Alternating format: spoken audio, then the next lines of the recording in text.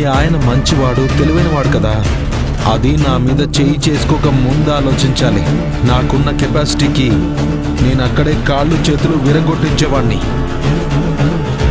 నేనేంటో నా అర్హత ఏంటో తెలుసుకుని ప్రవర్తించుంటే తను అలా పోలీస్ స్టేషన్లో ఉండేవాడు కాదు.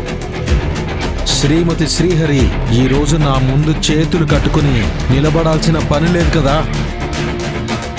మా నాన్న లక్ష్మీ లక్ష్మి అంటూ నిన్ను నెత్తికెక్కించుకున్నాడు. నేనెవరో తెలుసా? యుఎస్లో బిజినెస్ మేనేజ్మెంట్ చేసి వచ్చిన వాణ్ణి. ఆవేశపడే ముందు ఆలోచించాలి కదా. ఎదురుగా ఉన్నవాడు ఎవడు ఏంటి అని ఆలోచించాలి కదా. ఇప్పుడు కరెక్ట్గా చేశానా? ఎరా, టైం ఎంత అవుతుంది? సార్, టైం అయిపోతుంది సార్. మీరు కంప్లైంట్ వెనక్కి తీసుకోండి సార్, ప్లీజ్ సార్. మీరు కంప్లైంట్ వెనక్కి తీసుకోవాలంటే నేనేం చేయాలో చెప్పండి సార్. ఇప్పుడు వచ్చిందిరా మ్యాటర్కి. ఇప్పుడు కరెక్ట్గా అడిగావు. నీ ఆయన చేసిన దానికి శిక్ష వేశాను. ఇప్పుడు నీకు కూడా శిక్ష వేయాలి కదా. ఏం చేద్దాం?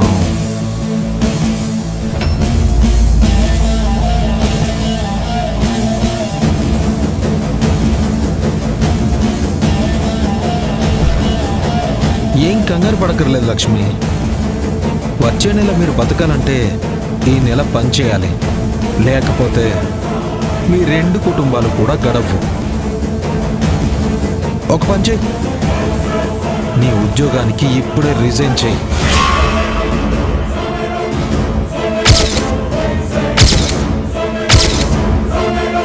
ఇంతకంటే బెస్ట్ ఆప్షన్ లేదు.